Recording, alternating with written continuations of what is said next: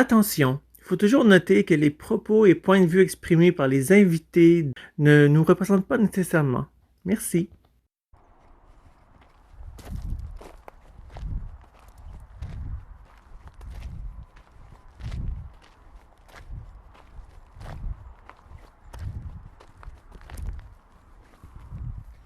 Bonjour à vous, ODH Note, auditrices, auditeurs ou simples curieux et curieuses qui viennent de découvrir cette nouvelle vidéo sur la chaîne YouTube ODH TV 2.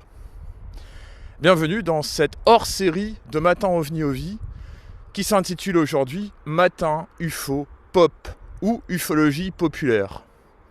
Mais passons dès à présent à un sommaire détaillé de cette nouvelle édition.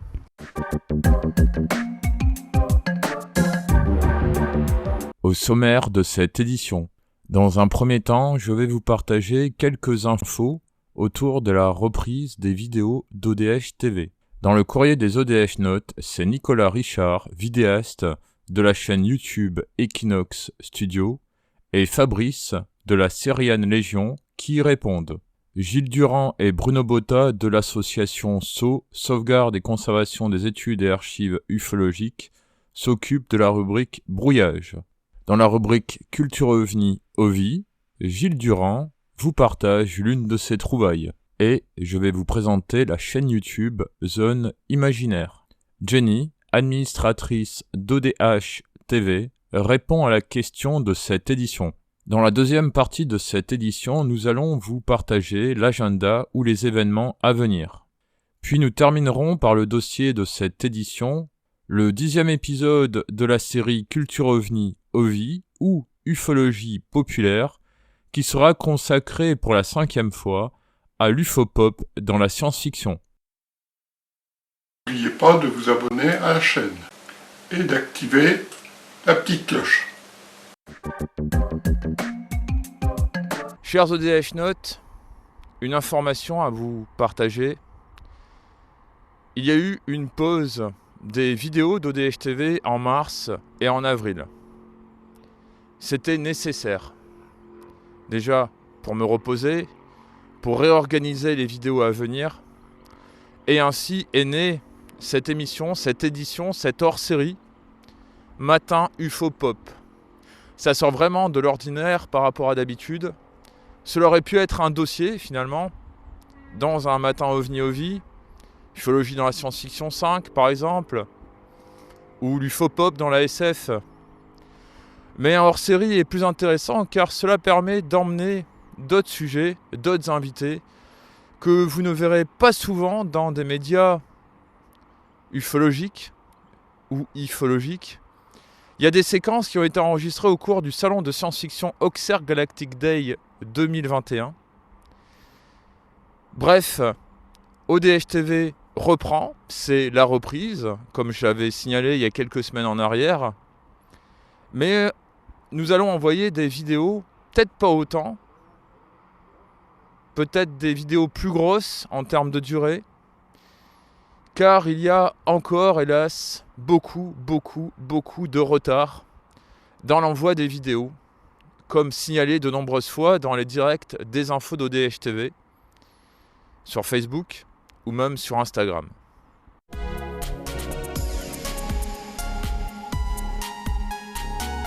Alors une autre question, rien à voir avec le paranormal, que penses-tu du phénomène OVNI ? Pas grand chose. Pour moi, l'univers est tellement grand que y a forcément quelque chose, pas forcément forme humanoïde, pas forcément développée, mais que ce soit bactéries, tout ça, c'est obligé. Je pense que c'est impossible qu'il y ait juste nous sur Terre parmi les milliards de galaxies, l'étendue immense de l'univers. Enfin. Je te remercie. Une autre question qui n'a rien à voir avec la série V, que penses-tu du phénomène OVNI ? Alors moi j'y crois personnellement. Après ça dépend des gens, mais je pense que... Et c'est vrai qu'on en parle de plus en plus. Donc il y a quelque chose, mais après savoir si c'est vrai ou pas, j'espère qu'ils se montreront un jour.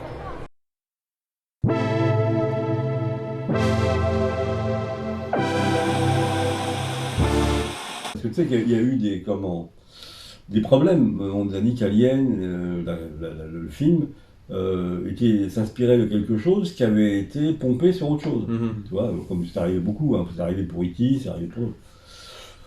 Donc, je sais pas, peut-être que la BD que j'ai vue entre les années 75 et les années 80, comme tu disais que le premier était sorti en 79, peut-être que c'était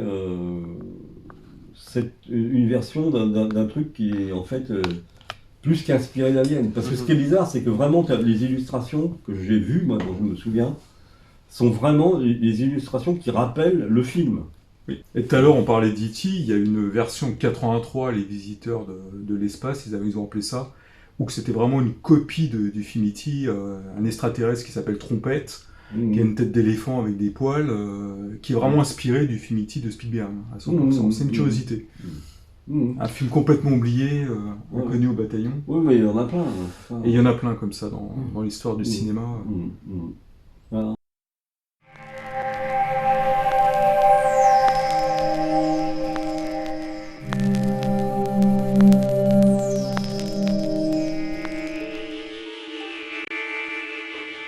Galaxy pendant plus de 2 ans, dans Galaxy Anticipation, entre 56 et 58, peut-être même 59, je voudrais que je regarde exactement, il y avait cette rubrique-là, de Jimmy Guilleux, qui faisait 4 ou 2 pages, ça dépendait des numéros, 3 pages aussi des fois, voilà.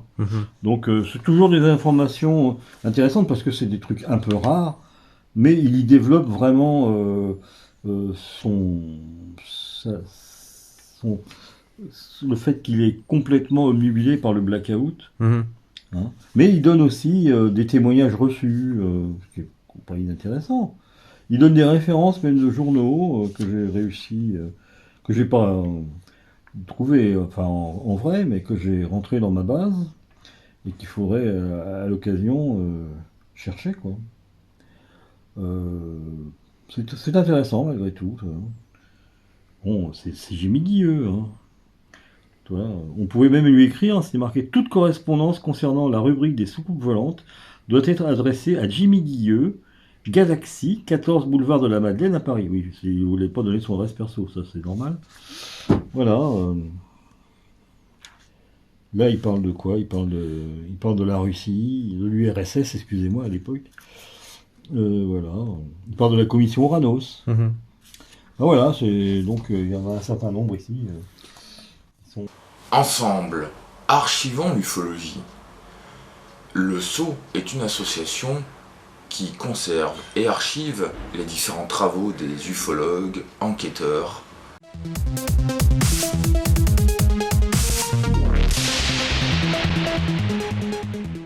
Je vais vous présenter à présent la chaîne YouTube Zone Imaginaire. Cela faisait de nombreuses années que je me tâtais à créer une chaîne mélangeant mes diverses passions comme le carnaval, la science-fiction, le folklore, etc.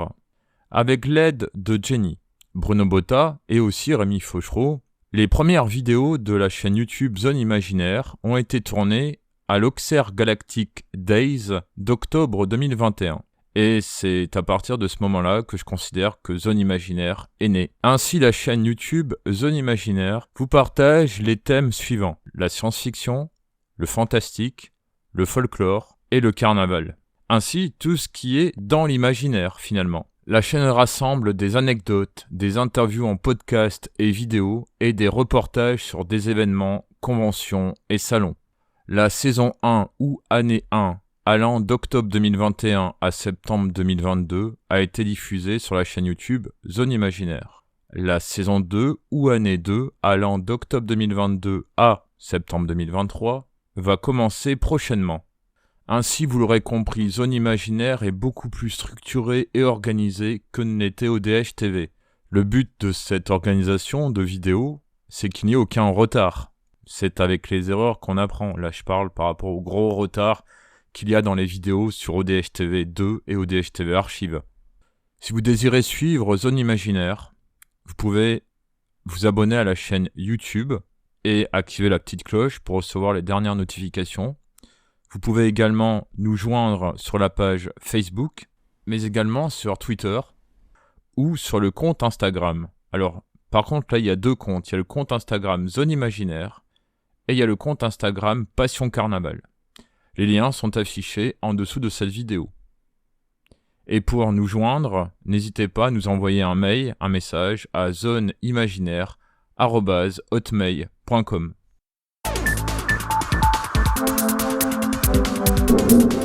Que penses-tu de la chaîne YouTube Zone Imaginaire? Je trouve cette chaîne-là très diversifiée et très intéressante.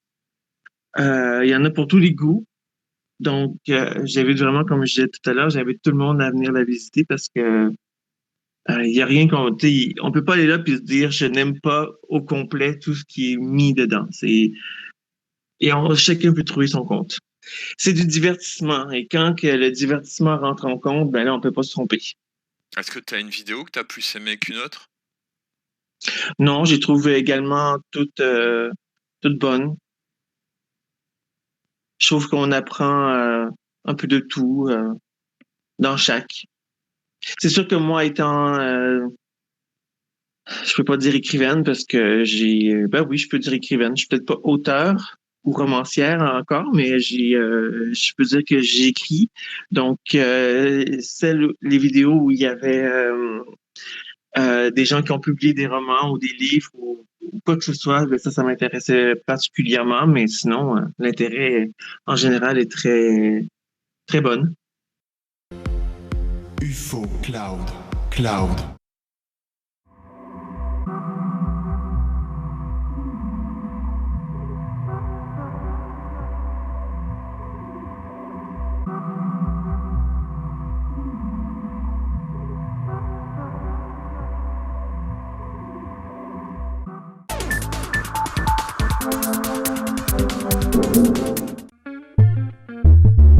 Au cours de la dernière édition, je vous ai parlé des graffitis, des dessins, de l'ufopop dans les arts. Passons dès à présent à la 3e partie de cette édition, le dossier.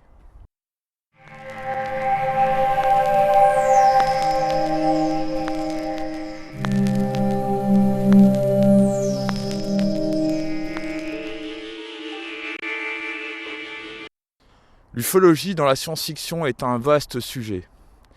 Nous avions abordé, il y a quelques mois en arrière, le merveilleux scientifique, la science-fiction, ce que les ufologues aiment comme série, comme film, en rapport toujours avec la SF.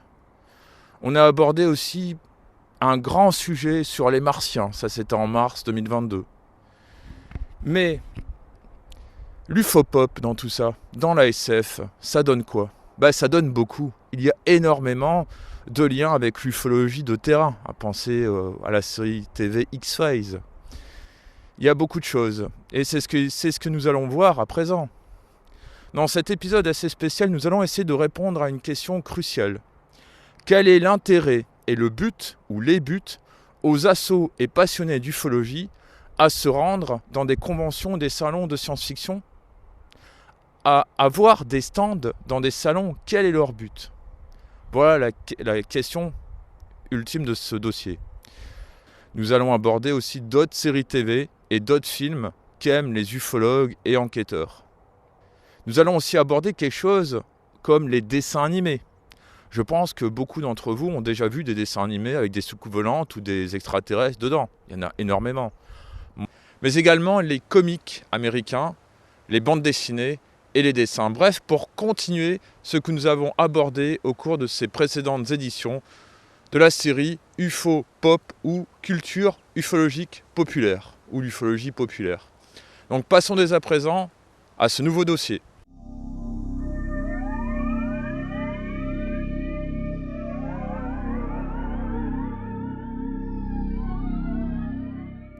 J'aime aussi alors il y a de la SF, disons, qui traite pas d'OVNI. Le film préféré de science-fiction, je pense, c'est Blade Runner. Moi, à l'époque, j'aimais bien Cosmos 1999 aussi. Voilà, c'était avec les aigles, les fameux aigles de Cosmos, créés par Jerry Anderson. Ça, c'était assez révolutionnaire à l'époque, dans les années 70, hein, avec le Captain Conning et le professeur Russell. C'était marquant. Il y avait comme une technologie aussi, c'était toujours l'exploration des planètes. Ils découvrent des mondes qu'ils connaissent pas, des technologies inconnues. Il y a toujours un côté fascinant, quoi. Il y a Interstellar, il y a des choses comme ça. Autrement, c'est des films plutôt à caractère ufologique, comme Rencontre du troisième type. Alors, je te dirais, le premier qui me vient à l'esprit, c'est un film fort ancien maintenant. Ce n'est pas, je te le dis tout de suite, la nouvelle version qui en a été faite. C'est un film en noir et blanc qui s'appelait Le jour où la Terre s'arrêta. C'est un film que j'ai vu, j'étais tout gamin, évidemment. J'avais été très impressionné avec ce robot qui lançait des flammes, là, etc. J'avais été aussi impressionné parce que le film avait fait très peur à ma mère. et c'est un film, alors déjà, il y avait eu la vague de 54. Je t'avais raconté déjà tout ça dans notre interview chez moi. Et donc, j'avais été très impressionné par ce film et déjà très intéressé. Et il est resté chez moi. J'ai eu l'occasion de le revoir une fois, il y a quelques années. Et ça m'a fait grand plaisir. Et donc, c'est le film que j'ai le plus aimé, si tu veux, par rapport à mon histoire personnelle. Parce qu'il est lié à mon enfance, à des émotions de mon enfance, etc.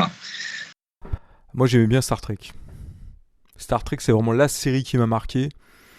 Parce que Star Trek classique, je parle, avec Spock, Kirk, McCoy, Uhura, Scotty, toute l'équipe de la première série, quoi. Et il y avait tout dans Star Trek classique. Il y avait la Fédération des planètes, Il y avait les Andoriens, les Talosiens, les Tellarites, les Klingons. Et il y avait plein de technologies vachement sympas, vachement en avance sur leur temps. Et moi, j'ai adoré Star Trek. Même les scénarios étaient sympas. Ça reste un bon souvenir de télévision. D'autres séries Autre que Star Trek, j'ai bien aimé Star Trek, la dernière série Star Trek, que je trouve géniale aussi. Bon, c'est un peu nouveau, c'est plus moderne, mais il y a toujours l'esprit par rapport à la série classique. On retrouve les ingrédients, la découverte de monde. Moi, c'est ce qui m'a fait aimer. Je pense que je dirais Alien, le premier principalement. Et c'est pas parce que c'est avec une forme de vie extraterrestre, c'est vraiment parce que en termes de science-fiction, je trouve que c'était très très excellent. J'essaie de penser à d'autres, mais c'est ce qui me vient en premier. Et je fais vraiment une différence entre celui-ci et le deuxième. Le premier est plus science-fiction horreur, le deuxième plus science-fiction action. Mais le premier, ouais, j'ai un faible pour le premier. Et pourquoi t'aimes bien Star Wars ? C'est surtout le premier que j'ai bien aimé parce que il y avait une nouveauté au niveau comment on peut appeler ça, des trucages, si je peux dire, des trucages cinématographiques, des vaisseaux qui filaient dans l'espace, etc. C'était drôlement bien fait. Et j'ai regardé, quand j'ai été au salon Star Wars à Migène, j'ai vu comme ils avaient mis tous les trucages qu'ils avaient fait, comment ils avaient fait ça, etc. C'est extrêmement simple finalement à faire, avec les maquettes et tout ça. C'est extrêmement simple à faire. Et donc j'avais vu ça. Mais c'est ça qui m'a beaucoup marqué. Parce que je trouvais que les trucages étaient très très bien faits. Dans le film, ils étaient très bien faits. On s'y croyait, on se croyait dans l'espace. On se croyait dans l'espace, on se voyait à bord des vaisseaux, c'était bien. Le fond noir spatial avec les étoiles, c'était impeccable. C'est la première fois que j'avais vu un film aussi bien fait sur ce plan-là. Après, tous les autres l'ont copié. Mais Star Wars, c'était ça, c'était bien fait de ce côté-là. Et ça m'avait ébloui.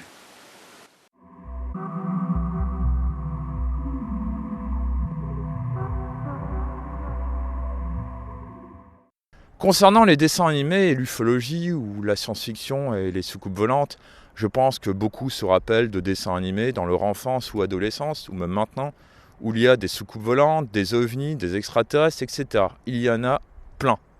Bruno Botta va vous parler et vous montrer une cassette VHS qu'il a trouvée dernièrement dans un vide-grenier. Et pour continuer, j'ai retrouvé aussi un truc sympa, je ne sais pas si vous vous souvenez de ça, c'est Bleu, l'enfant de la Terre. Donc c'est un dessin animé, bon ça c'est une cassette VHS, pour ceux qui ont connu la VHS. Donc en fait ça raconte les histoires d'extraterrestres, donc il y a pas mal d'aventures, il y a le monstre des glaces, la descente aux enfers, donc ça c'est les 2 épisodes.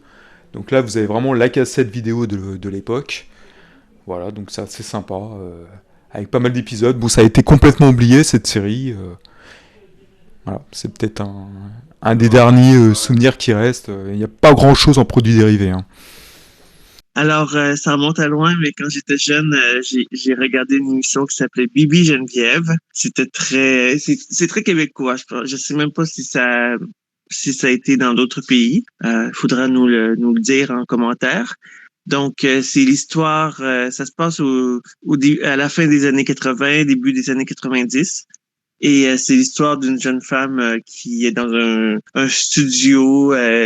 Elle travaille, je crois qu'elle fait des dessins ou des croquis pour je ne sais trop quoi. Et là, il y a un vaisseau qui apparaît dans son appartement et Bibi arrive de la planète. Je ne me rappelle plus le nom de la planète, mais c'était une longue série de chiffres et de lettres.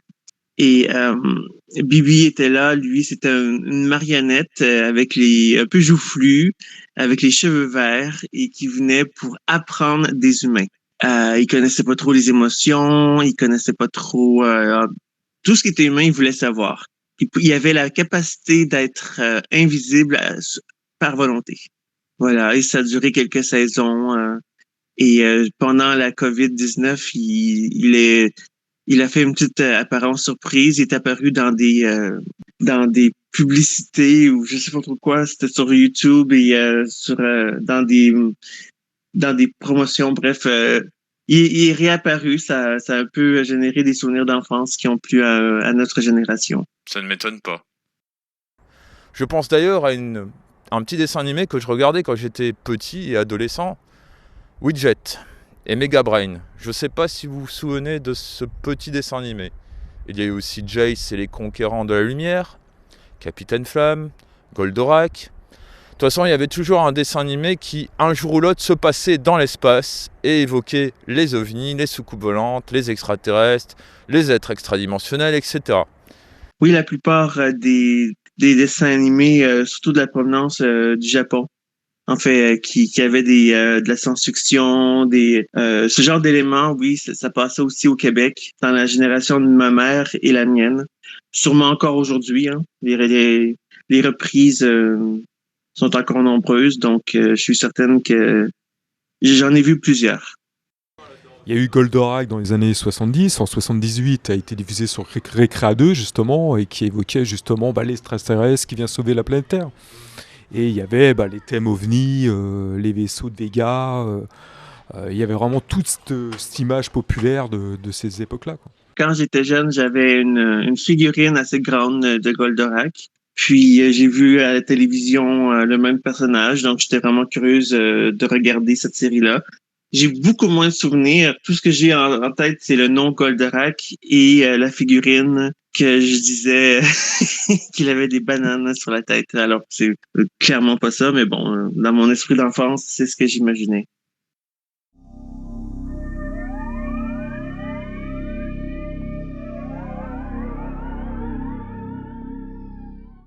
Et je laisse à présent Bruno vous présenter des comics de science-fiction américaine avec des soucoupes volantes et des extraterrestres. Je continue, là on est dans les comics, comics américains liés à l'ufologie. Donc là on a 2 belles couves qui représentent bien les soucoupes volantes de l'époque. Donc on est en plein dedans, là il y a du Golki, du Dell, c'était des éditeurs très connus à l'époque, en comics. Ouais, mais quand on regarde l'intérieur, ce qui est marrant c'est que c'est totalement délirant par rapport aux témoignages originaux. Oui. Les gars, ils ont laissé caracoler leur imagination sur des cas assez. Il y en a un où il y a Carouble, ça ressemble pas du tout à Carouble. Non. T'as Valençol aussi. Enfin, t'as tous les cas classiques. T'en as un, c'est absolument délirant, où t'as le cas original, t'as un truc, mais tout à fait ordinaire, une sorte de cigare lumineux. Et en fait, quand tu le regardes, il est repris dans un de ses volumes, c'est devenu un truc avec des hublots, avec des antennes, enfin un truc. En plus, ce qui fait le charme de ces comics, c'est surtout les couvertures. Hein. Les couvertures sont magnifiques. Bien sûr. Ouais, moi, celle-là, je la connaissais pas trop. L'autre, celle-ci est connue, celle-là. Elle est très connue. Ouais. Et à cette époque, il y a eu beaucoup de volumes qui ont été faits de ça. Oui, mais justement. La série est assez importante. Oui. Ouais. Bah, Gilles, il me confirme, hein, c'est une grosse série. Ah oui, c'est une grosse série, c'est sûr. Et c'était inspiré vraiment des cas ufologiques pour faire leur bande dessinée. Oui, voilà, mais totalement extrapolé par rapport à la réalité. Enfin, la réalité avec le témoignage de base. Tout à fait. Voilà. Alors là, on est vraiment dans des curiosités. Hein, non, mais c'est une belle acquisition. Hein. Bah, ils ont compris que l'ufologie, c'était une bonne source d'inspiration. Ah bah voilà. Celle-là, elle est intéressante. Alors, elle m'était donnée peut-être bien par Thierry Rocher.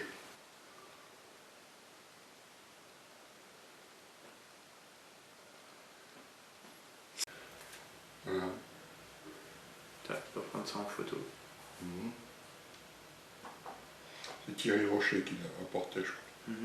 Voilà, c'est encore bon. Et niveau bande dessinée, à part Bibi Fricotin. Je vais être assez classique et bon public. Je renvoie à Lob et Gigi sur le plan ufologique parce que je pense qu'on n'a jamais fait mieux que Lob et Gigi, les 3 tomes qui ont été publiés. À Rennes-les-Bains, tu m'as offert un Picsou avec donc dans l'espace, et puis là, avant de venir au congrès, j'en ai acheté un aussi qui s'appelle l'As de l'espace, avec de belles soucoupes volantes. Alors Disney, Donald, Picsou et les ovnis, souvent. Bah oui, énormément, parce que Donald, dans les années 60-70, il y avait pas mal qui était consacré aux soucoupes volantes, aux extraterrestres, et tout cet univers-là, quoi. Donc il y en a eu beaucoup, et surtout des belles planches, avec des couleurs vraiment très très lumineuses, avec des bons textes aussi, des bonnes histoires. Et bah, ça a marqué toute une époque. Hein. Moi j'en ai racheté un, je sais pas si tu te souviens, à Rennes-les-Bains, parce que ça m'avait évoqué beaucoup de choses, et étant moi-même collectionneur, donc j'ai toutes ces choses-là aussi. Et bah, c'est très très riche en images et en émotions. Et là dernièrement, je me suis mis aussi au manga. Et je lis d'ailleurs un mangaka qui s'appelle Daidark ou Dedark, qui se passe dans l'espace, mais dans un espace obscur et morbide. Bref, nous reparlerons de ce manga certainement au cours d'un autre épisode d'ufologie et science-fiction. Mais c'est intéressant, surtout le vaisseau. On dirait Mathurin pour celles et ceux qui connaissent Pennywise et la Tour Sombre, etc.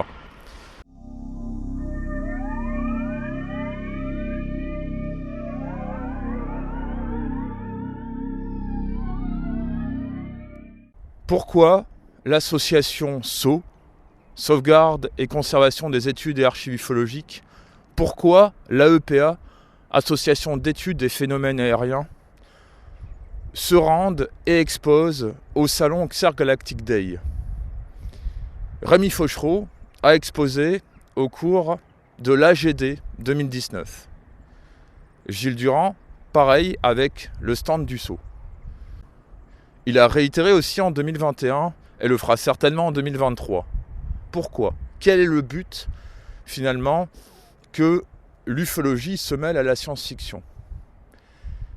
Est-ce que c'est pour récupérer des témoignages ? Est-ce que c'est pour faire connaître les associations ? Vaste débat que nous allons voir à présent. Comment et quand as-tu découvert Mégane Collector ? Ouh là là, ça fait... je sais pas combien d'années.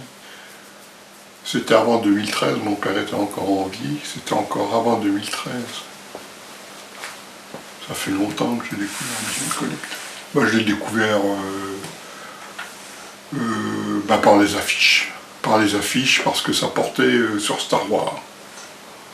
Et comme j'étais un peu un fan de Star Wars, j'ai eu quand même pas mal de séries, d'épisodes. J'ai dit, je vais aller voir ce que c'est, par curiosité. Puis j'y suis allé tous les ans après.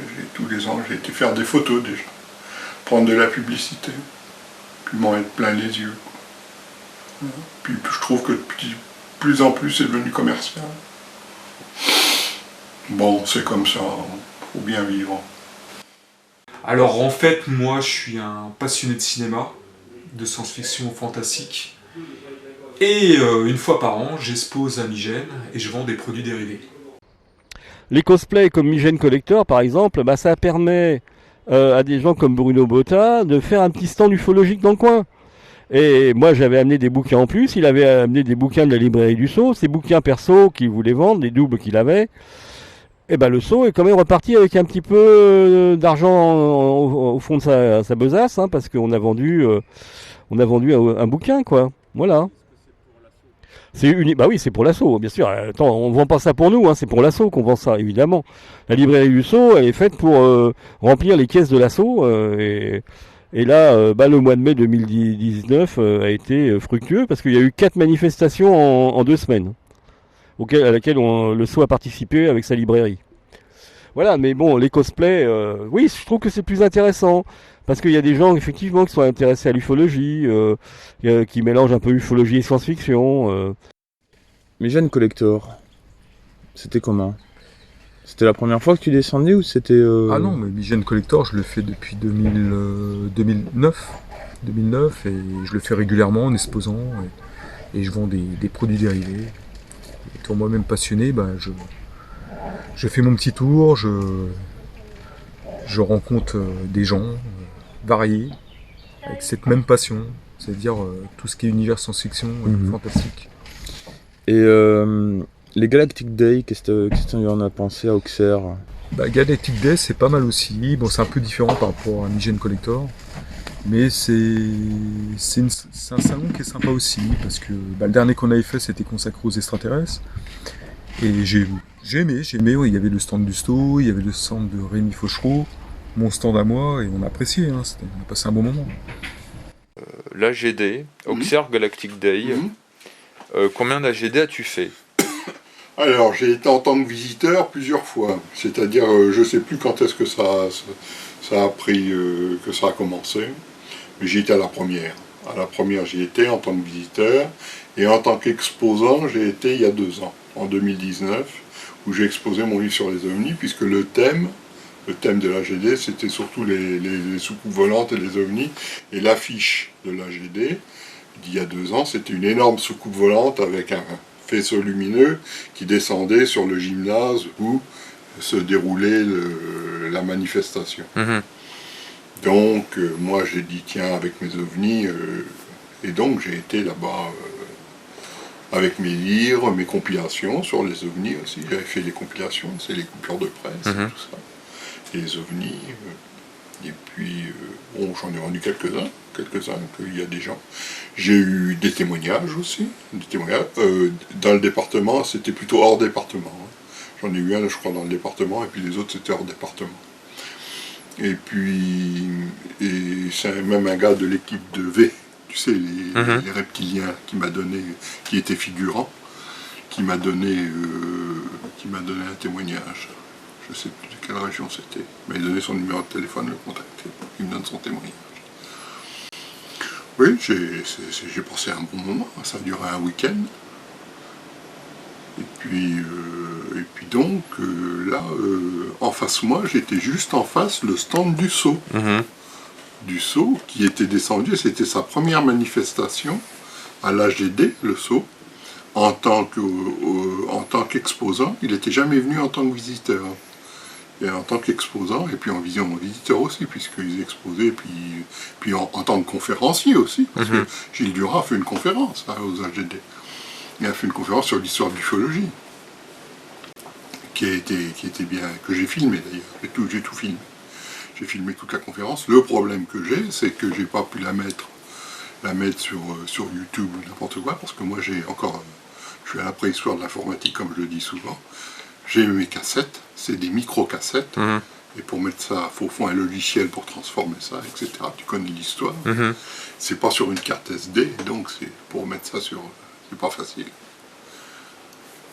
Mais autrement, toute la conférence a été filmée, et de A jusqu'à Z, et donc c'était intéressant. Ça fait de belles archives aussi. Ah bah le Galactic Day pour moi c'est un salon que j'adore et que je vais régulièrement et je le conseille à tout le monde parce qu'on fait des bonnes découvertes et c'est un salon de passionnés d'univers de science-fiction et de fantastique. Et là bah, vous trouvez plein de produits dérivés liés aux séries télé, au cinéma, à la bande dessinée de toute époque. Quel est l'intérêt de la EPA et de toi de te rendre dans des conventions et des salons de science-fiction? Quel est l'intérêt déjà pour l'association? Est-ce que c'est pour trouver d'autres témoignages? Est-ce que c'est pour te faire connaître ou autre? Oui, j'y vais en espérant trouver d'autres témoignages, parce que dans ces conventions de science-fiction, je laisse toujours des affiches OVNI appel à témoins avec mes coordonnées, et les gens sont très gentils, ils acceptent facilement de me faire de la publicité. J'en laisse un petit peu partout aussi aux proximités des stands, j'en laisse donc à l'entrée, à l'accueil, et puis j'en laisse aussi vers les stands, donc dans le salon lui-même. Et puis donc, j'ai jamais eu de témoignage qui venait de ça. Et par exemple, d'Océan Galactique D, je n'ai jamais rien eu. J'en ai laissé là. J'en ai laissé aussi sur le stand de Bruno Botta, Migène Collector. Mais il a jamais rien eu. Enfin, il a eu des témoignages, Bruno, mais les a gardés pour lui, c'est normal, hein, c'est lui qui fait tout le boulot. Mais pour moi, dans Lyon, c'est-à-dire, je n'ai jamais rien eu. Moi, ce qui m'intéresse, c'est les témoignages dans Lyon. Et Bruno a réussi à avoir des témoignages autres en dehors du département de Lyon, donc il a gardé pour lui. Et j'en ai laissé aussi dans les tableaux d'affichage, sur les tableaux d'affichage, je veux dire, à l'entrée, à la sortie de Migène Collector, et j'ai jamais été contacté. Donc, apparemment, les OVNI, j'ai pas de témoignage issu de ces salons-là. Pourtant, j'ai quand même fait un grand effort de publicité. Mais d'un autre côté, je me rends dans ces salons parce que je suis personnellement intéressé par la science-fiction. La science-fiction, ça concerne les extraterrestres, ça concerne pas forcément les ovnis, mais les vaisseaux spatiaux. Et puis ça m'intéresse. La EPA, je ne sais pas si elle est intéressée directement par ce genre de choses, mais il y a des membres de la EPA qui sont intéressés par Migène Collector ou par Océan Galactique D. D'ailleurs, j'en veux pour preuve que des membres de la EPA étaient venus à Océan Galactique D ou à Migène Collector. Et ils avaient bien aimé, quoi. Donc, ils sont aussi un peu là-dedans, quoi. Voilà. Le rapport qu'il y a entre la EPA et les salons de science-fiction. Ben, tout ça, c'est relié avec l'UFOPOP, en fait. Et c'est là que je dis qu'il y a un lien avec tout.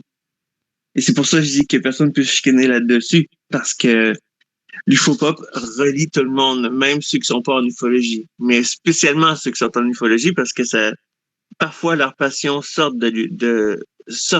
ont commencé à ce moment-là avec l'UFOPOP. Donc forcément, c'est un lieu de rassemblement pour tout le monde.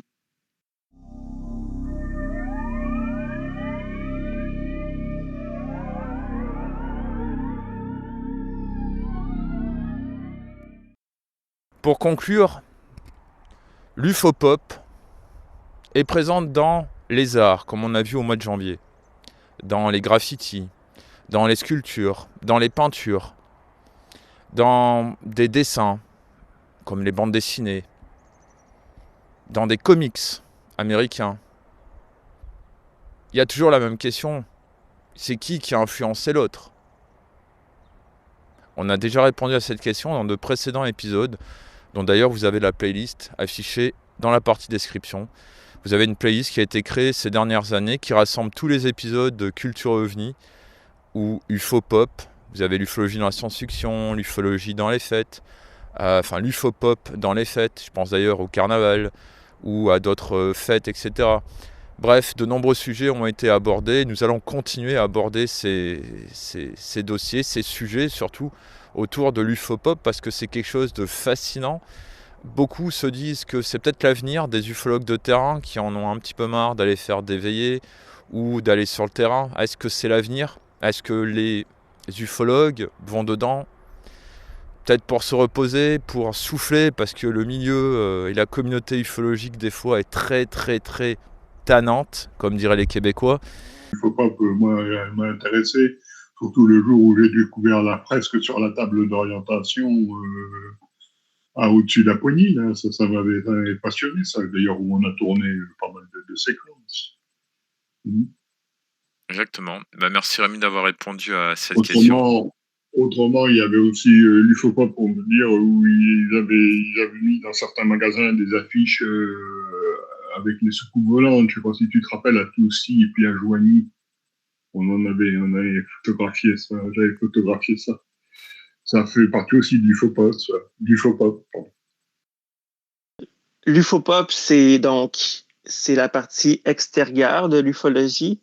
Et c'est la place où les ufologues ne se disputent pas. Quand on rentre dans la bulle, donc, là, on tombe dans les différentes croyances et ça devient sérieux. Et là, c'est là que les gens se disent « Ah, je suis pas d'accord. Ah, mais t'es vraiment con de croire ça, hein? » Alors, c'est là que ça fait la différence. Tandis qu'avoir un Père Noël dans un ovni, il n'y a rien qui peut vraiment... On peut pas s'obstiner là-dessus, là. On peut juste regarder puis dire... Tu fais référence à l'UFOPOP numéro 82 qui a été diffusé sur Instagram tout à l'heure? Oui, et que j'ai mis les hashtags. Quand je l'ai mis, je me suis dit, il n'y a personne qui peut se disputer là-dessus, là. Donc, c'est ce qui fait la différence pour moi entre l'UFOPOP et l'UFO tout court. Ça permet d'en rester à un niveau plus agréable de la chose. Et c'est là que les films d'action, de science-fiction rentrent en compte. C'est vrai, la science-fiction repose. J'ai fait l'expérience dernièrement, ça reposait bien. Et j'avais d'ailleurs du mal à revenir en ufologie, sachant que la SF, le fantastique, tous ces sujets-là sont tellement plus reposants et plus calmes. Il n'y a pas de guerre de clochers, il n'y a pas de personnes qui sont comme des Rottweilers avec leur bout de viande ou leur théorie, qui la défendent. Et là-dessus, je remercie toutes celles et ceux qui m'ont mis les pieds dans l'UFOPOP et dans la SF.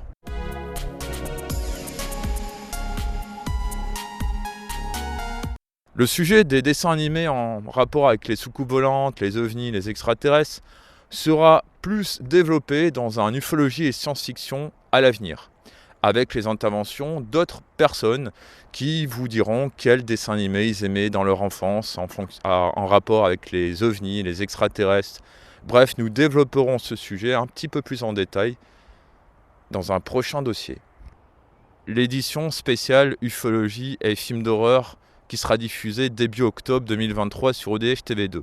Concernant l'autre sujet, les mangas, les animes et l'ufopop, ce sujet sera aussi beaucoup plus développé dans un prochain dossier de culture ovni ou de l'ufologie populaire, parce qu'il y a aussi de quoi dire, de quoi parler, et ça permettra de vous partager d'autres choses. Je vous en parlerai sur Culture OVNI la prochaine fois. Oui, bien sûr. C'est toujours un plaisir avec plaisir, Gilles.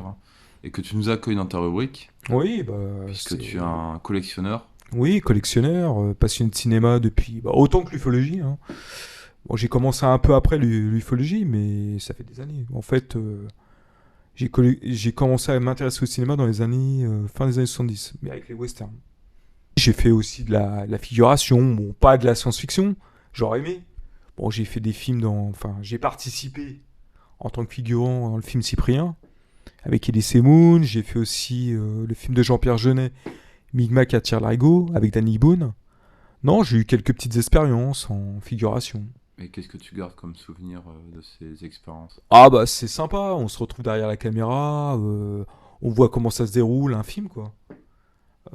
L'attente à chaque prise, c'est toujours sympa. On voit le métier du cinéma, quoi. C'est vachement bien.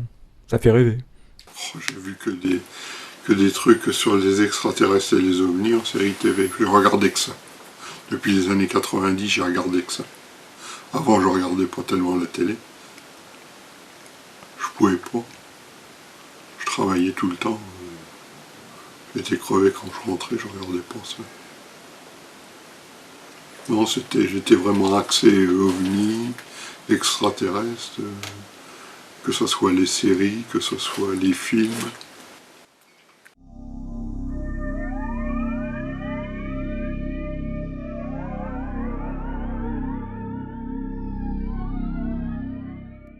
N'hésitez pas également à vous abonner à la 4e chaîne YouTube qui s'intitule Zone Imaginaire. Zone Imaginaire vous partage, comme dit au début de cette édition, des interviews, des dossiers autour de la science-fiction, du fantastique, du folklore et bien sûr du carnaval. Aussi des maisons d'édition, des nouvelles choses à découvrir. Alors n'hésitez pas à vous y abonner et activer la petite cloche. C'est très important car il va y avoir la saison 2 qui va commencer prochainement avec de nombreuses interviews, reportages. Il y a aussi des unboxings. Bref, si vous voulez continuer ces sujets de science-fiction sur Zone Imaginaire, c'est à vous de le faire. Qu'est-ce que tu penses de la chaîne YouTube Zone Imaginaire? Oh, j'aime bien, hein, ça parle d'un peu tout. Ça parle de science-fiction, ça parle de carnaval, c'est pas mal. C'est une nouvelle chaîne, c'est une nouvelle passion. C'est tes passions. Mais c'est bien parce que le principal, faut la faire vivre, cette chaîne. Hein. Faut la faire vivre, faut la partager, faut la liker, pour ceux qui aiment, hein, bien sûr. Moi, j'aime bien. Oui. Te connaissant, j'aime bien, et puis je comprends que tu aies changé un peu de sujet. Les ovnis, c'est un peu toujours la même chose, mais là, ça fait une pause. Ça fait une pause dans l'ufologie, et tu en as profité pour lancer la Zone Imaginaire, et c'est très bien. C'est très bien. C'est une chaîne différente, et c'est très bien d'avoir fait ça. Ouais, surtout qu'en plus, tu es dedans maintenant. Ben oui. Avec le retour sur l'Oxer Galactic Days 2021. Oui, ben justement, il y a la science-fiction, il y a tout ça, oui. Il y a aussi la Galactic Day, il y a tout un TMP, je crois, sur... Bon, on aura le temps de reparler de tout ça, hein, parce qu'on est qu'au mois d'avril. J'aurai le temps de te mentionner la GD 2023, mais ce sera une autre fois. Je tiens également à remercier toutes les personnes que j'ai croisées au cours des salons Oxer Galactic Days, que ce soit l'édition de 2021 ou de 2022. Je remercie Nicolas Richard et Fabrice d'avoir répondu à la question assez compliquée de Bruno Botta. Quel est votre avis sur les ovnis? C'est vrai, c'était inattendu, mais merci à celles et ceux qui ont répondu. Je remercie également toutes les personnes que j'ai croisées à ces événements, et il y en a beaucoup. J'ai rencontré des personnes formidables qui sont à fond dans leur passion et qui le démontrent bien. Je pense d'ailleurs à l'association Star Trek French Club, l'association Syrian Légion, mais également SG4F, que vous verrez l'interview prochainement sur Zone Imaginaire. Bref, ces événements permettent de rencontrer des gens très passionnés, très passionnants aussi, parce qu'ils en savent un rayon. Je pense d'ailleurs à Jean-Marc Deschamps, des gentlemen collectionneurs, qui en connaît un rayon sur les modèles, et non les maquettes, sur les modèles concernant Star Wars, ou même d'autres choses. Bref, si vous avez un salon de science-fiction dans votre département ou région, n'hésitez pas à vous y rendre. Déjà, ça vous fera déconnecter de l'ufologie, et ça vous fera certainement du bien.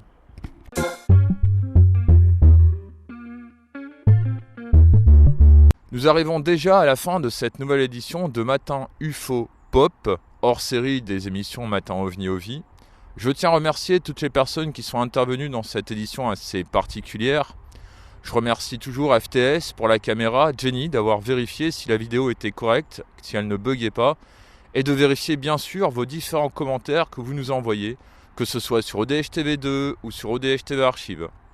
D'ailleurs, chers ODH Notes, n'hésitez pas à mettre un petit commentaire, mais pourvu qu'il soit constructif. Les commentaires acerbes, néfastes et les trolls, éjection. C'est sûr qu'ils se perdront dans un trou noir intersidéral, hein, on ne sait pas où ils iront. Et autre chose à dire, n'hésitez pas à mettre un commentaire qui soit lié à la vidéo, et pas sur un autre sujet.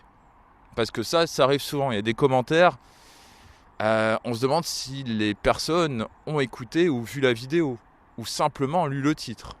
Si vous désirez voir ou revoir d'anciennes éditions de Matin OVNI, de Matin OVNI OVI, des hors-séries de Matin OVNI, n'hésitez pas à cliquer sur les liens affichés en dessous de cette vidéo.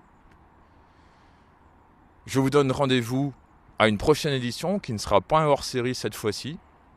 Je vous souhaite à tous une excellente journée et à très bientôt sur ODH TV. Au revoir.